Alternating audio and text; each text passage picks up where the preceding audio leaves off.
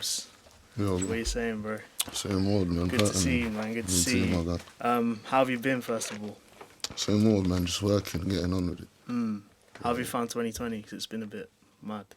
Yeah, man. 2020, man, just been literally just working, bro. Yeah, I know. Just We're putting in gonna that talk shit. about that because you haven't stopped working this year. Yeah, man. But yeah, first of all, we just wanted to just basically, because we feel like your story hasn't been told yet, Yeah. and you've been around for years, but we feel like we don't know you. Do you know what I mean? And like you've been dropping tracks since like 2016. Yeah. So how did it all start for you? Like obviously coming from Tottenham, very musical place, a lot of talent coming from there already. What was it that drew you initially into music? It's just everyone around me, innit, was doing music at the time, and like all my brothers and that. And then, yeah, a couple men just said to me, take it seriously. Yeah. So then man ended up doing the Black Box, then it just took off, and then yeah, from there man just stuck to it really and truly, yeah. Just went mad. Who was around you? Who was sort of influencing you to do that? Like everyone, like my brother Cash, Free Cash. Cash was rapping. Cash was doing that before, man. Who else? Eddie was in jail at the time and that, but he was releasing rhythms and that from quite ago. Who else? Blitty, Low Key. All the man them really and truly, like the man them on the block and that, innit? Like man them could rap and that.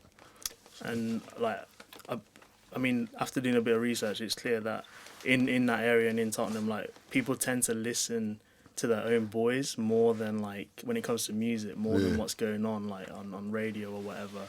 Yeah. Musically, who were you influenced by?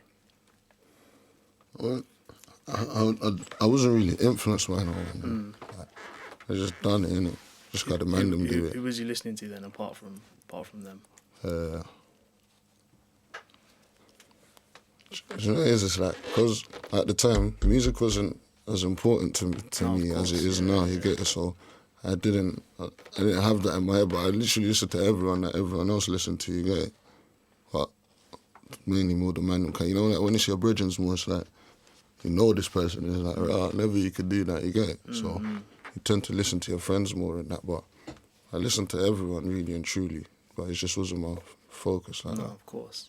Yeah. And you mentioned Black Box, so in 2016 you did the Black Box freestyle. Yeah. And from an external point, that sort of looked like a turning point for you.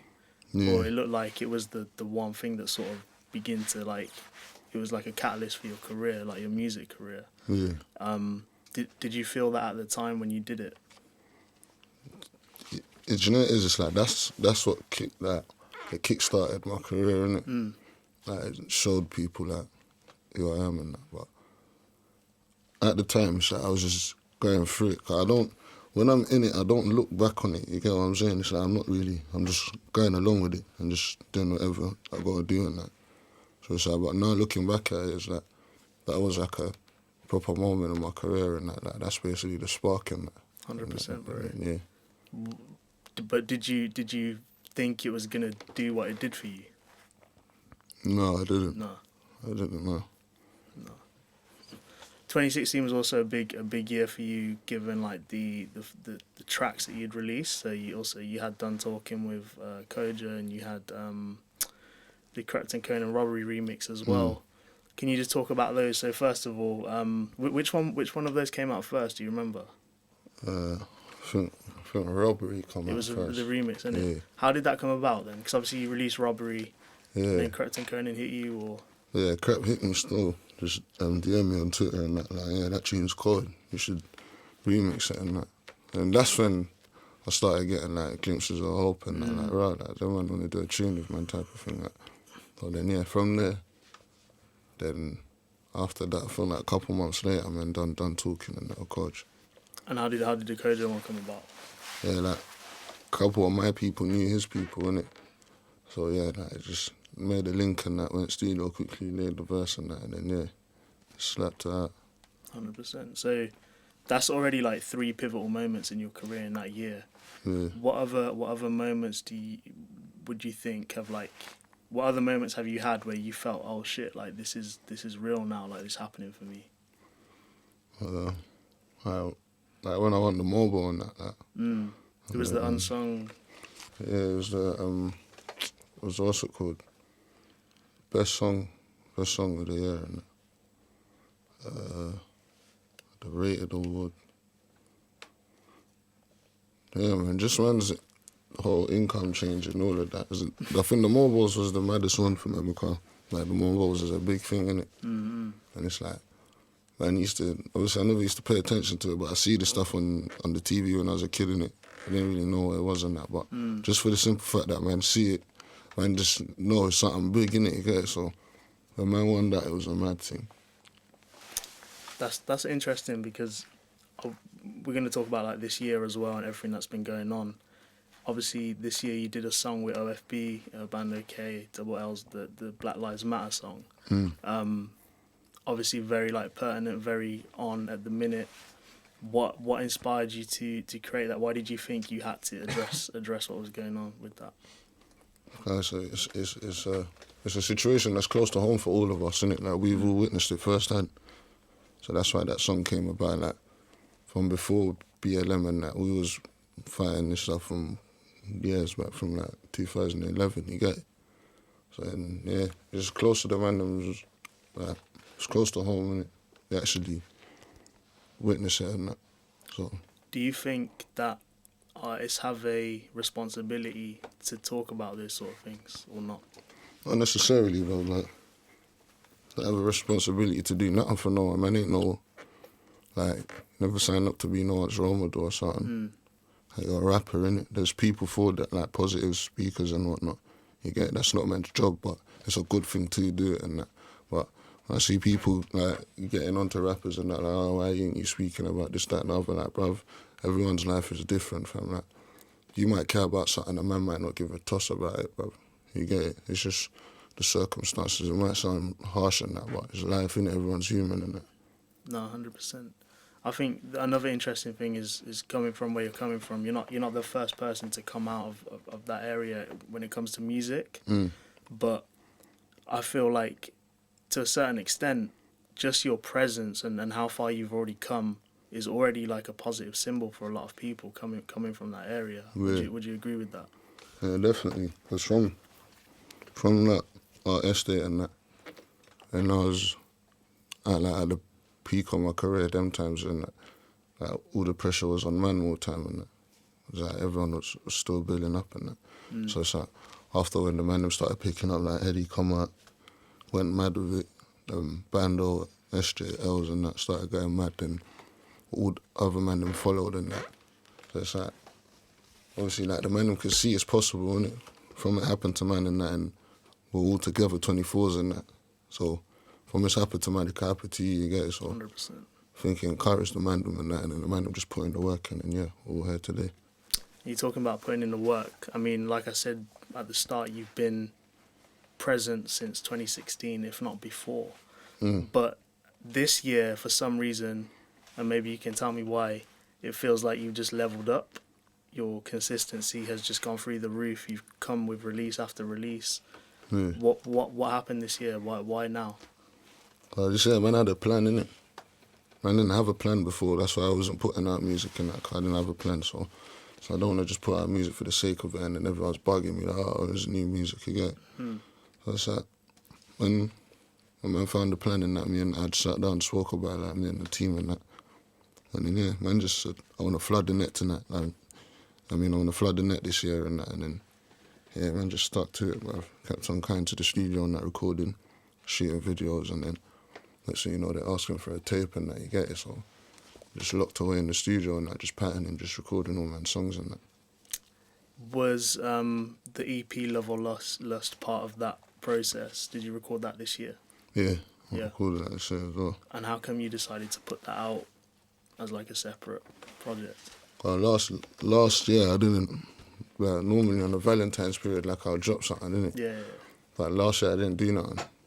So I thought just to make up for it and like ensure I'm gonna be proper consistent with it, I might as well just drop a project on that. So I just put out that project and then just started it. And when did the recording start, or even the writing start for this project that we're coming up to now? think like May, June. Right, May, June. I think after I released the freestyle, when I released the freestyle on that, that's when The Abra Cadabra freestyle. Yeah. And then, cause obviously I don't like write lyrics and that. You get it. I have to be in the studio to really get on with it and the booth. So from I released the freestyle on that, and then I saw the reception in that. Then I think after On Deck actually, after On Deck is when I said, yeah, I need a tape fully and that. So you did On Deck before you even thought about tape. Yeah. That's crazy, man. Yeah. That's mad. What made you decide? Because the singles you've released On Deck, you've released Spin. They've been like proper hype tunes. Streets love it. Everyone loves it. Yeah. Why do you feel like you led with those tracks? So I see what they wanted, innit? I put out the freestyle and On Deck. And I see they went crazy over it. So I was like, alright, cool, I'm gonna run with this little formula for now, innit? So I just started playing with flows and that, and then just, doing whatever I don't think is normal. Like, whatever I don't think is normally done in the scene, and that's what I was putting on the songs and that, and then it works, innit? Let's talk about the tape, bro. So, Product of My Environment. Yeah. Title obviously very fitting. You've got like a when I listened to it, the word that came to mind was versatility. Like there's so much different types of Abra Cadabra on that tape. Yeah. How do you create like a project that's so versatile but keep it consistent? I don't know, bro. I'm not gonna lie to you, bro. Man, just record, innit? Whatever I'm feeling, I just put it on the song, innit? And then, Or was it like a conscious decision for you to do that? Yeah, I wouldn't never just put out a project of the same type of songs anyway, in general, you get it? Like, obviously, apart from like the Valentine thing, well, that's different. That's not something that I'd normally do. That's why I put that out, you get it? And put out all the same things and that. But when it comes to like a proper, like a mixtape and that, it's like, they want to hear the drill me and that, and it's like, I'm not always in the drill mode. No, you're not. You know what I'm saying, bro? So I give them the different types of emotions that I come across on that. 100%. And like, that's one thing I really, really liked about the project. One of the tracks in particular stood out was You. Yeah. And just like, I mean, there's like a sense of vulnerability throughout the project. Like you're sort of showing a face that you wouldn't necessarily see on like the drill tunes or whatever. Yeah. Did you find that difficult to do? To like be vulnerable like that? I don't see it as vulnerable, to be honest. No. And I think you only feel like that when you got something to prove and that. Like, I ain't got nothing to prove like that, bro. You get it? So I just do what I'm doing. Bro. On the track also you got some features on there. So you got the Krypton Conan track, and then you've also got, is it Young Ads on there as well? Yeah, Young Ads and LB. And LB, and I got Kush on there as well. And Kush, he's on this. Is it on the second track with that one? Yeah. Second track. So and I got Dappy on there as well. How did the Krypton Conan one come about? Was it just a link up again? Or? Yeah, literally, bro. The man's brothers, innit? So man, I made the hook and that, and I thought, these that would suit it, and that's why I just sent it to them. 100%, man. Yeah. How are you feeling about it? Are you excited? Are you anxious to hear what people most definitely. Most definitely. I want to see what they think. Yeah. Like, especially for the new fans that only know the drill side of me and don't know me from all them years ago. Yeah, so it's like, I want to see how they feel about me and as an artist and that, if they rate my craft and that. Do you think that's important for you to be able to be that versatile? I mean, I guess it depends on your aim as well. Like, what's your vision, bro? What do you want to do with this? I just like letting out good music, innit? Ain't got no mad aim, like. Just keep consistent and then whatever good happens, innit? You get it? But yeah, just hope it does well, innit? What keeps you going? You gotta eat, innit, bro? It's like, I don't want to go back to just being normal street eats and that, and then doing what we have to do for money. And it's changed man's life, innit? Man's family depends on man and that. Man's got friends that man can help. Whereas before, man, could help them, and then it's like, I just want to be there and then just go back to square one. So it's like, that motivates man and that. I know this is like always a difficult question, but have you got a favourite track on the project? Yeah, the outro. Yeah? Everywhere I go. Yeah. What's special about that one? That tune's just, it's like me explaining myself basically, like saying, like, this is why I moved the way I moved type of thing. You get it? Like, any decision you see me making, like, listen to that song and then make it relate. You get it? Like, it's some your answer basically. Yeah. If you could like sum up the project in like a few words or a sentence or whatever, what could people expect from it? Just different versions of me, innit? A lot of different versions of me and that, and then it's like you can tell that I'm showing my morals and in that tape there. I'm showing you what I agree with and what I don't agree with again, and how I would do certain things and how I wouldn't, and that things that I like, things I don't like. You get it, bro? How I've lived, like, all of that. What I've been doing while I was away and that. You get it? What's after this? Like, what's next? What's the plan? Just keep going, man. Literally, bro. Just keep going. I don't ever like have a mad like, yeah, I'm gonna do this then do that. Like, I just go with the flow and whatever happens, happens, and I'm just trying to make it the best. Yeah. With everything that's going on in the scene at the minute, it feels like a really crazy time. There's a lot of people getting exposed. I think it's like a trend for the year in general. Like there's just a lot of madness going on just in the world, in the scene. I don't think it has, but has it sort of impacted you or your mentality or how you navigate things? Yeah, man ain't. You know that them things that don't bother, man. And that, you know what I'm saying? I ain't bothered about getting hacked and that. You get it, bro? I ain't bothered about getting hacked and that, bro. I know what type of person I am. Like, man, act accordingly. You get it? Like, hands authority. That's that. But I don't pay attention to the majority of things that's none of my business. You know what I'm saying? It's not necessary. I don't pay attention to it. It's like, socials is mad, isn't it? It could put you in a mad situation, whether you're right or wrong. So I don't pay attention to it like that. Unless I know for a fact, 100%, like, yo, this is the pattern. You get it, bro? So, yeah, I don't really pay attention to them things like that. I think it's a scary time, man. I wouldn't say it's scary, bro. It's not scary if you ain't got nothing to hide, bro. True. That's true. Bro. That's true. I'm gonna say it's scary, fam. Obviously, nobody wants their privacy out there, but it's not. You know what I'm saying? Yeah, I think it's one of them where, like you said, like everyone's sort of got their guards up.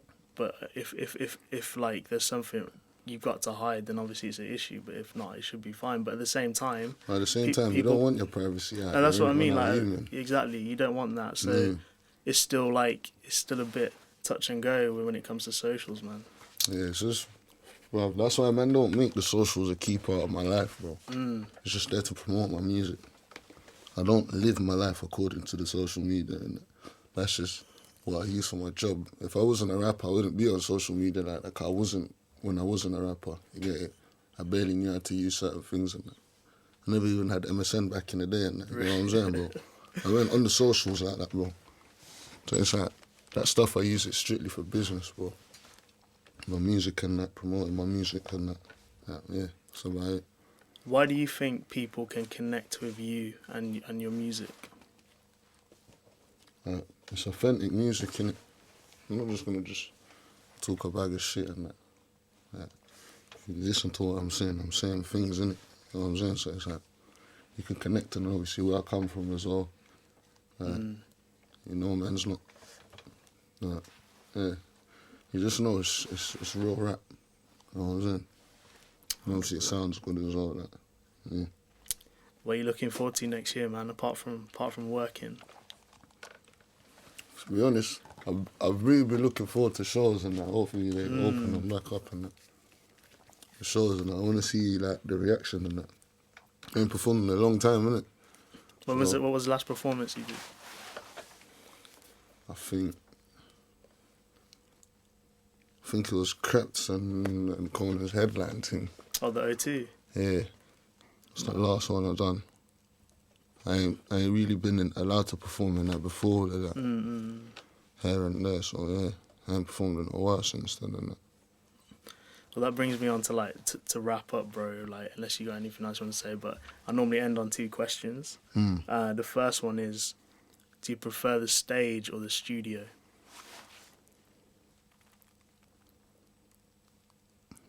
No, it is. It's hard, cause you like the stage, cause you like to see the reaction, but I like the studio, cause that's where you make the stuff to see the reaction. Yeah, you get what I'm saying? yeah. In the studio is where you really feel it, but on the stage you feel it. You get what I'm saying? So it's hard, to be honest, bro. They're both, I don't know how to explain it, they're almost kind of like the same thing. You make the music in the studio and that, and then just Share it on the stage. Yeah, you share it and take it to the people, innit? So it's like, you're on the stage, they're listening to you. Whether they rock with it or not, it's up to them. Final question. What was the first piece of music you remember listening to or getting hold of?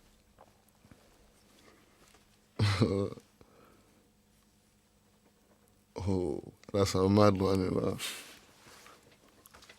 When I was getting older, more time, there was bare things playing in my yard, you know. And my mum in that weekend and I wake up in the morning, they used to have some mad radio set and that, and they're beating some mad rhythms, dog. Like Beyonce, there's a genre in Ghana called High Life. I couldn't tell you, but there was bare bits of music in my yard, man. And then man used to like listen to the Quran and that. You see like Quran recitations and that. So there's bare. It's a mixture still. Is religion quite important to you then? Yeah, it is definitely that. In terms of that, man. That man definitely want to get to a stage where man's fully strong in it. You get it. Obviously, you just got to work towards it, and it's something that I make sure that I'm like as imperfect as I am. I try not to stray from it, type of thing. You get it. So yeah. 100, bro. Well, Abs, man, it's a pleasure. Love, Tape's bro. amazing. Looking forward to hearing it. Love, my bro. Appreciate it, bro. Love. Sweet.